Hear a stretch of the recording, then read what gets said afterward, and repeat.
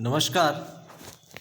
Level 4 unit 4 suspension system में हमारा session 3 है replacement of strut shock observers inspection of steering linkages. ये जो हमारा यूनिट 4 का सेशन 3 है, इसके अंदर हम जो हमारे स्ट्रट शॉक ऑब्जर्वर्स होते हैं उनकी रिप्लेसमेंट के बारे में हम समझेंगे कि उनकी रिप्लेसमेंट की जरूरत कब पड़ती है और कैसे होती है। और इसके साथ साथ जो हमारी इंस्पेक्शन रहती है हमारी स्टीयरिंग की जो लिंकेजेस होती हैं, जो सस्पेंशन सिस्टम के साथ अटैच रहती हैं, व्हील्स के साथ अटैच रहती हैं, उनके बारे में भी हम जानेंगे। यहाँ पर जो आपके सामने इमेज है वो एक स्ट्रट या शॉक ऑब्जर्वर की इमेज है। इस सेशन के कंटेंट रहेंगे: number 1 session objective, number 2 introduction, number 3 testing of shock observer of the vehicle, और जो number 4 sequence of operation, number 5 इस सेशन की समरी। इस सेशन में आपने क्या जाना है। Session objectives: number 1 the student will be able to explain the role of shock absorber in a vehicle. आप जो स्टूडेंट हैं वो शॉक ऑब्जर्वर का एक व्हीकल में क्या रोल रहता है इसके बारे में आप इस सेशन में जानेंगे। Number 2 able to understand the procedure for servicing, repair and replacement of shock absorber, और जो प्रोसीजर रहेगा एक सर्विसिंग करने के लिए, रिपेयर और रिप्लेसमेंट करने के लिए शॉक ऑब्जर्वर की, उसके बारे में भी आप इस सेशन में जानेंगे। Number 3 able to use the tool and equipment used in servicing, repair and replacement of shock absorber, और जो हमारे इक्विपमेंट रहेंगे, टूल्स रहेंगे सर्विस करने के लिए, रिपेयर करने के लिए और रिप्लेसमेंट करने के लिए शॉक ऑब्जर्वर की, उनके बारे में भी आप इस सेशन में जानेंगे। सबसे पहले introduction. A shock observer is a mechanical device designed to smooth out और damp shock and dissipate energy. जो हमारा शॉक ऑब्जर्वर है वो एक मैकेनिकल डिवाइस है, और इसे जो डिजाइन किया गया होता है वो होता है हमारे जितने भी हमारे शॉक लगने हैं, और जो हमारे को शॉक लगेंगे या हम जो स्मूथली जो है रोड पर हमारी व्हीकल जो है रन नहीं कर पाएगी, तो वो जो है जितनी भी जो है ये शॉक ऑब्जर्वर रहते हैं ये एक एनर्जी को डिसिपेट करते हैं, ख़त्म करते हैं। वो एनर्जी है हमारी शॉक की, वाइब्रेशन की। उस एनर्जी को जो है हमारे शॉक ऑब्जर्वर जो है वो डिसिपेट कर देते हैं, ख़त्म कर देते हैं। In a vehicle shock absorbers reduce the effect of travelling over rough ground leading to improved ride quality and vehicle handling. हमारे व्हीकल में जो हमारा शॉक ऑब्जर्वर है वो रिड्यूस करता है जो हमारी ट्रैवलिंग होनी है रफ ग्राउंड के ऊपर, उसके ऊपर जो हमारे को इफेक्ट होगा, उसको जो है जो रफ ग्राउंड पे चलने से जो हमारे व्हीकल पे इफेक्ट पड़ना है, जो बुरा प्रभाव पड़ना है, शॉक लगने हैं या हमें जो है अनकंफर्टेबल महसूस होना है व्हीकल के अंदर, उस चीज़ को जो है इम्प्रूव कर देता है और वैसा हमें महसूस नहीं होने देता। और जो हमारे व्हीकल की हैंडलिंग रहती है उसे भी जो है हमारे जो शॉक ऑब्जर्वर है वो इम्प्रूव करता है, और जो हमारा जो है कंट्रोल जो हमारे व्हीकल के ऊपर रहना है वो बहुत अच्छा बना देता है। Every shock of suspension has its own life. जो भी हमारे शॉक ऑब्जर्वर रहते हैं, सस्पेंशन पार्ट्स रहते हैं, उनकी एक लाइफ होती है, उनका एक समय होता है कि वो कितने समय तक जो है हमारे व्हीकल के अंदर एक अच्छा रोल प्ले करते रहेंगे, और वो एक समय के बाद क्या होता है वो ख़राब हो जाते हैं। Suspension system has damper with spring. जो हमारा सस्पेंशन सिस्टम है उसके अंदर डैम्पर होता है जो हमारे स्प्रिंग के साथ लगा होता है। This works as shock absorber strut, और वो दोनों मिलकर एक शॉक ऑब्जर्वर स्ट्रट की तरह काम करते हैं। यहाँ पर सबसे पहली इमेज हमारे एक फ्रंट शॉकर की है। जो हमारे व्हीकल जिनके अंदर फ्रंट व्हील ड्राइव होती है उनके अंदर फ्रंट में जो है हमारे इस प्रकार का जो हमारे पहली इमेज है फ्रंट शॉकर की, इस प्रकार के शॉकर को जो है वहाँ पर यूज किया जाता है। जो हमारी सेकंड इमेज है वो हमारे rear suspension system, rear shocker और एंड जो हमारी रियर कॉइल रहती है वो उसकी इमेज है। इस इमेज में आप जो हमारे रियर में जो हमारे सस्पेंशन सिस्टम रहेगा उसके बारे में आपको यहाँ पता चल रहा है कि हमारा एक शॉकर जो है हमारा रियर का वो अलग है और एक कॉइल दी गई है जो अलग से फिट हुई है। तो इस जो हमारा रियर में रहता है वो इस प्रकार से रहते हैं, हमारे सस्पेंशन जो हमारा रहता है वो इस प्रकार से रहते हैं हमारे सस्पेंशन पार्ट्स। और लास्ट जो इमेज है वो हमारी एक एनिमेटेड इमेज है सस्पेंशन की वर्किंग के बारे में। इसके अंदर आप अच्छी तरह से समझ सकते हैं कि हमारे जितने भी देखो हमारे जो कंपोनेंट्स लगे हैं जो हमारे शॉकर से बाद में लगे हैं वो सारा जो है हमारे स्टब एक्सल के साथ जुड़कर जो है बिल्कुल फ्लेक्सिबिलिटी के साथ वहाँ पर जो है हम बॉल जॉइंट या उनको इस तरह से टाई किया गया होता है ताकि वो फ्लेक्सिबिलिटी से जो है मुड़ सकें किसी पोजीशन में। तो सबसे ऊपर हमारा स्ट्रट जो है शॉक ऑब्जर्वर एंड स्प्रिंग जो है वो लगा हुआ है। उसके बाद हमारी स्टीयरिंग लिंकेज जो है स्टब एक्सल के साथ जुड़ी हुई है और लोअर कंट्रोल आर्म जो हमारा जो आर्म लगी है वो आपके वो भी यहाँ से जुड़ी है और हमारी कार की फ्रेम। तो इस प्रकार से जो है बॉडी के साथ मिलकर जो हमारा सस्पेंशन सिस्टम है वो वर्क करता है। और जो हमारे जितने भी हमारे रोड के ऊपर जो हमारा व्हील जिस प्रकार से इस इमेज में है उस प्रकार से जैसे वो घूमेगा और रोड के ऊपर अनइवन सरफेस आएगा तो उस समय जो है ये हमारे जो है सस्पेंशन सिस्टम में हमारा शॉक ऑब्जर्वर जो है वो एक बहुत ज़्यादा इंपॉर्टेंट रोल प्ले करेगा और जो हमें जो है हमारे व्हीकल को जो है शॉक लगने से झटका लगने से जो है बचाएगा। Life of shock observer is affected due to following reasons. हमारे जो शॉक ऑब्जर्वर रहता है उसे इफेक्ट करते हैं कुछ ऐसे कारण रहते हैं जिससे जो है वो अफेक्ट होते हैं, ख़राब होते हैं और वो इस प्रकार से हैं। Number 1 overloading. जब हम व्हीकल की कैपेसिटी से अधिक लोड डालेंगे तो जो वो लोड रहेगा उसका सीधा प्रभाव जो है रोड के साथ मिलने से पहले हमारे सस्पेंशन पार्ट्स के साथ रहता है। इसीलिए जो ओवरलोड आप व्हीकल में हम करते हैं उसका सीधा इफेक्ट जो है हमारे शॉक ऑब्जर्वर पर रहेगा और ओवरलोडिंग की वजह से जो है वो जल्दी ख़राब हो जाते हैं। इसीलिए सबसे पहला जो है ओवरलोडिंग की वजह से जो है हमारे शॉक ऑब्जर्वर हैं वो अफेक्ट होते हैं। Number 2 road condition. हमारे रोड कितने अच्छे हैं, कितने साफ रहेंगे, कितनी उनकी जो हमारा सरफेस है वो बहुत ज़्यादा स्मूथ रहेगी, उसके यदि इस प्रकार का रोड रहता है तो हमारे शॉक ऑब्जर्वर जो हैं वो बहुत अधिक अफेक्ट नहीं होते हैं क्योंकि रोड की कंडीशन जो है वो अच्छी रहेगी। परंतु यदि जो हमारा रोड जो है वहाँ पर बहुत अधिक गड्ढे होंगे, वो अनइवन सरफेस रहेगा, तो वैसी स्थिति में जो रहेगा हमारे शॉक जो हमारे सस्पेंशन के जो पार्ट्स हैं वो क्या रहेंगे, बहुत ज़्यादा अफेक्ट होंगे और उन्हें जो है हमें रिपेयर या रिप्लेस करना पड़ सकता है। Number 3 worn out linkage bushes. जितनी भी हमारी लिंकेज रहेगी हमारे सस्पेंशन कंपोनेंट्स के साथ, बॉडी के साथ, उन सब के ख़राब होने पर वहाँ पर जो हमारे बुश लगे होते हैं, बुशी जो हमारे लगे होते हैं, रबड़ के हमारे जो पार्ट्स रहते हैं या हमारे ग्रीस वाले जो हमारे बुश रहते हैं जो फ्लेक्सिबिलिटी प्रदान करते हैं, जो एक लिंक में हमारे एक बॉडी और हमारे सस्पेंशन पार्ट्स को जोड़ते हैं, यदि वो ख़राब होते हैं तो ये भी जो है हमारे शॉक ऑब्जर्वर की लाइफ को जो है बहुत ज़्यादा अफेक्ट करते हैं। नंबर 4 लीकेज ऑफ फ्लूइड और गैस। यदि हमारा जो शॉक ऑब्जर्वर जो है वो गैस फिल्ड होते हैं या फ्लूइड फिल्ड होते हैं और यदि वो फ्लूइड फिल्ड है तो उनमें से अगर फ्लूइड जो है उसकी लीकेज होती है तो वो ख़राब हो जाते हैं। यदि गैस फिल्ड है तो उनमें से यदि गैस जो है वो लीक हो जाती है तो वो भी जो है इस प्रकार से जो हमारा शॉक ऑब्जर्वर जो है वो ख़राब हो जाता है।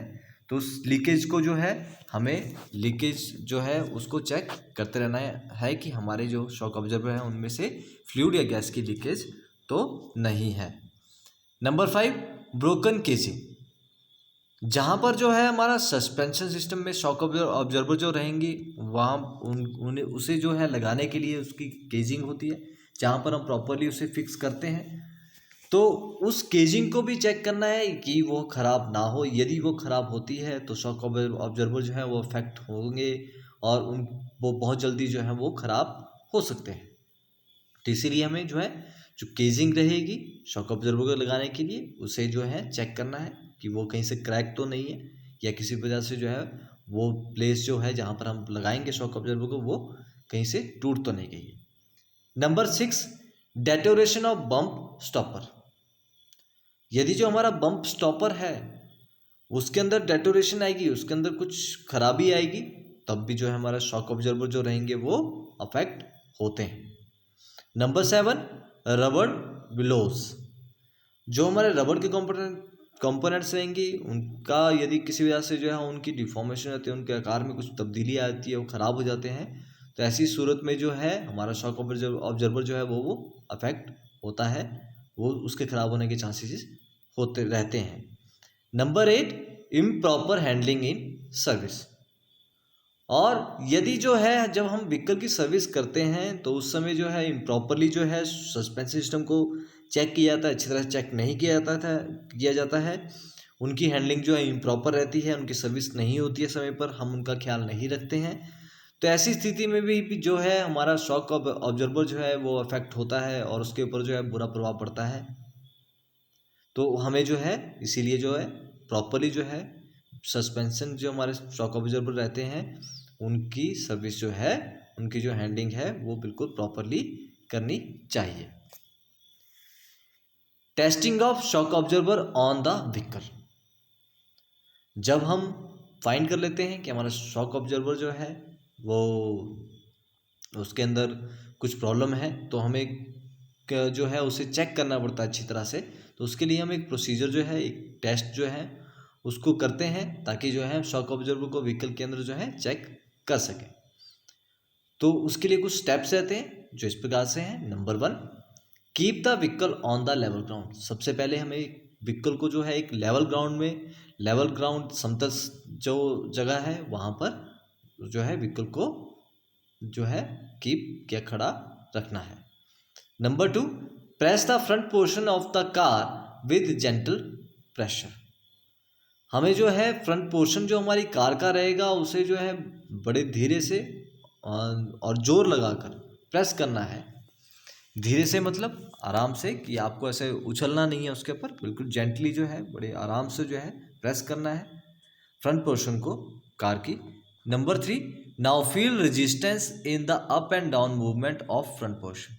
अब आपको फील करना है रेजिस्टेंस को, जो रुकावट आ रही है आपकी अप एंड डाउन मूवमेंट में फ्रंट पोर्शन की, जब आप प्रेस कर रहे हैं उसे, फ्रंट पोर्शन को प्रेस कर रहे हैं तो उसे फील करना है। जब हम प्रेस करते हैं तो हमारा सस्पेंशन सिस्टम जो है वो नीचे की तरफ को दबना चाहिए, उसमें भी कुछ रुकावट नहीं आनी चाहिए जब हम जो उसे प्रेस कर रहे होंगे। और दूसरी बात, जब हम उसे प्रेस करना छोड़ देंगे तो वो वापस से जो है हमारा सस्पेंशन सिस्टम जो है वो व्हीकल को वापस से उसी पोजीशन में ले आए जिस पोजीशन से हमने दबाया था। तो उस समय भी उसमें कोई रेजिस्टेंस, उसमें कुछ रुकावट जो है हमारे फ्रंट पोर्शन के अप एंड डाउन मूवमेंट जो रहेगी सस्पेंशन सिस्टम के जरिए, उसमें किसी भी तरह की रेजिस्टेंस, रुकावट नहीं आनी चाहिए। Number 4, if notice any jerking movement indicates defect in shock observer. यदि आप जर्किंग मूवमेंट जो है वो नोटिस करते हैं उस समय जब आप प्रेस करके जो है अपने सस्पेंशन सिस्टम में शॉक ऑब्जर्वर को चेक कर रहे हैं, तो उस जर्किंग मूवमेंट का मतलब है कि हमारा जो शॉक ऑब्जर्वर जो है उसमें कुछ ना कुछ जो है डिफेक्ट हो सकता है। Number 5, release the pressure and experience upward movement with same resistance. अब जो है हम व्हीकल को जब प्रेस करेंगे, प्रेशर डालेंगे उसके ऊपर, तो हमें एक्सपीरियंस करना है अपवर्ड जो मूवमेंट रहेगी हमारे सस्पेंशन में शॉक ऑब्जर्वर की, उसमें कुछ रेजिस्टेंस जो है वो तो नहीं आ रही है, तो उसे चेक करना है। Number 6, if it feels hard, noisy and स्टक्ड binding at any movement indicate faulty shock up. यदि आप फील करते हैं हार्ड होना नॉइजी आपको कुछ आवाज़ आती है, स्टक, या ऐसा लगता है कि आपको जिस टाइम प्रेस कर रहे हैं वो कहीं पर हमारा जो है शॉक ऑब्जर्वर वो अटक जा रहा है। बाइंडिंग हमें जो है मूवमेंट के साथ जो है बाइंडिंग हमें महसूस हो रही है, तो वो इंडिकेट करता है कि जो हमारा शॉक ऑब्जर्वर जो हमारा सिस्टम है वो क्या है, फॉल्टी है, वो खराब है। Number 7, visually inspect the shock up for fluid leakage if found, replace it.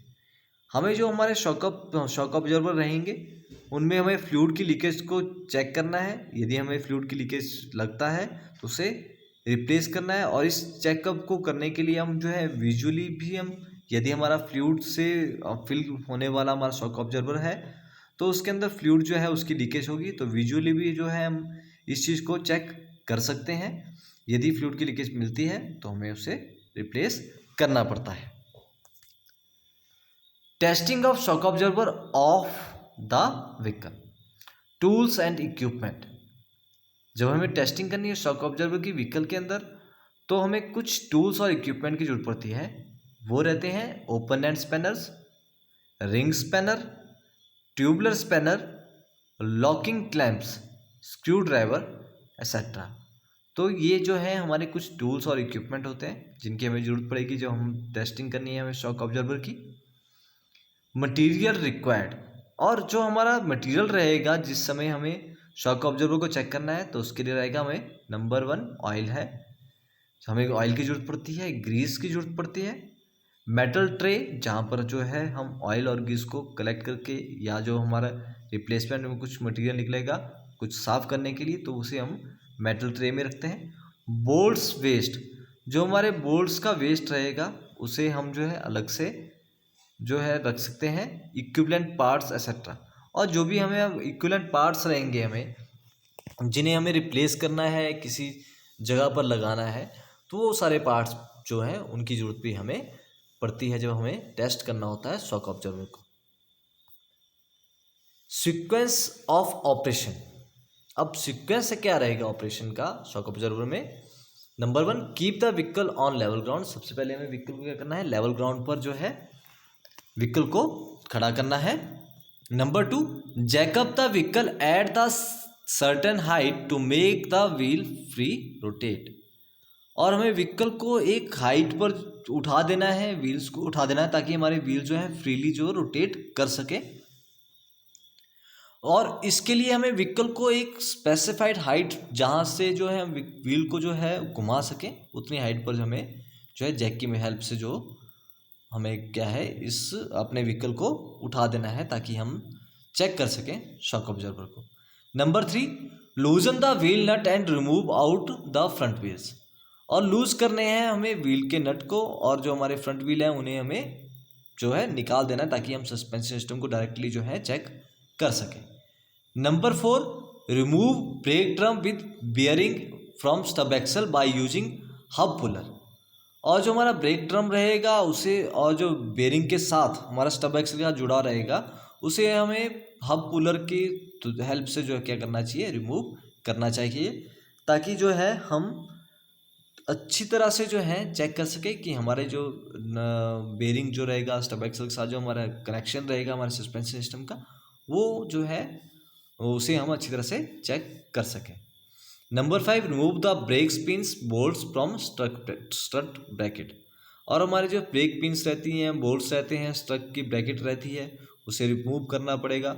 Number 6, remove the strut bracket bolts, strut bracket के बोल्ट्स को रिमूव करना है। Number 7, remove support nuts by supporting the strut properly, dismount the strut assembly from the vehicle. और हमें remove करना है जो sport नट लगे होंगे स्पोर्टिंग करने के लिए स्ट्रट की प्रॉपरली जब बॉडी के साथ तो उसे ताकि जो है हम स्ट्रट असेंबली को है आसानी से जो है डिसमाउंट कर सकें व्हीकल से। Number 8, use a spring compressor to remove the strut spring. और जो हमारे स्प्रिंग कंप्रेसर को की हेल्प से जो है हम स्ट्रट के ऊपर लगे स्प्रिंग को जो है रिमूव कर सकते हैं। इसके लिए हमें स्प्रिंग कंप्रेसर की हेल्प की जरूरत पड़ती है तो उसका हम यूज़ करते हैं। Number 9, fix the spring compressor on the strut and compress the spring. अब हमें क्या करना है, स्प्रिंग कंप्रेसर को स्ट्रट के ऊपर लगाना है और कंप्रेस करना है स्प्रिंग को। Number 10, To remove the spring support unit, loosen the nut slowly and release the spring compressor.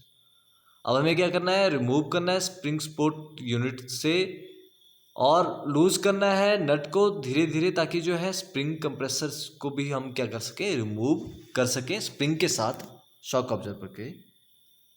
Observer से, ताकि हम जो है शॉक ऑब्जर्वर या हमारा जो शॉकर रहेगा उसे हम रिप्लेस कर सकें।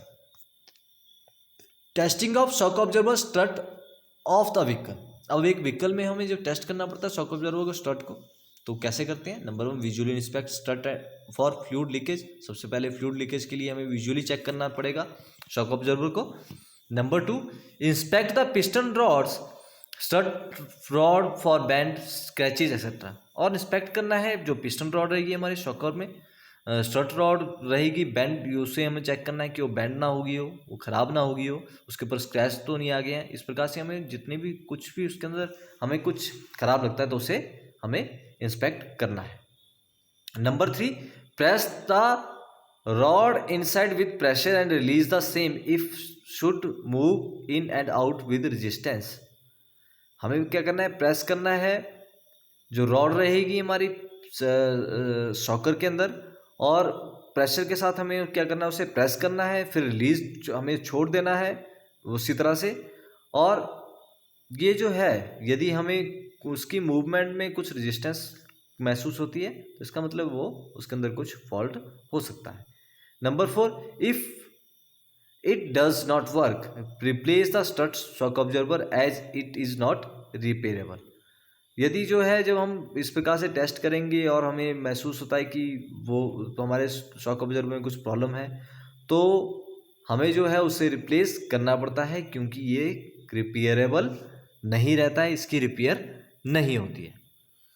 लास्ट में इस सेशन में आपने क्या जाना है, इस सेशन की summary. In this session you have learned about a shock observer is a mechanical device design to smooth out और damp shock and dissipate energy. इस सेशन में आप सबने जाना है एक शॉक ऑब्जर्वर जो मैकेनिकल डिवाइस है वो स्मूथ कैसे करता है, डैम्प कैसे करता है शॉक्स को, और उस समय वो क्या करता है, एक डिसिपेट करता है, एक एनर्जी को अपने से छोड़ता है, जिसके द्वारा जो है हमारा सस्पेंशन सिस्टम वर्क करता है। In a vehicle shock absorbers reduce the effect of travelling over rough ground leading to improve ride quality and vehicle handling. और व्हीकल में जो शॉक ऑब्जर्वर रहता है वो रिड्यूस करता है इफेक्ट पड़ने, जो रफ ग्राउंड की वजह से जो हमारे ट्रैवलिंग के ऊपर जो है इफेक्ट पड़ेगा उसे, और जो हमारी राइडिंग क्वालिटी रहती है व्हीकल के अंदर और हैंडलिंग रहती है उसे इम्प्रूव करता है हमारा शॉक ऑब्जर्वर, हमारे सस्पेंशन कंपोनेंट्स। Thank you.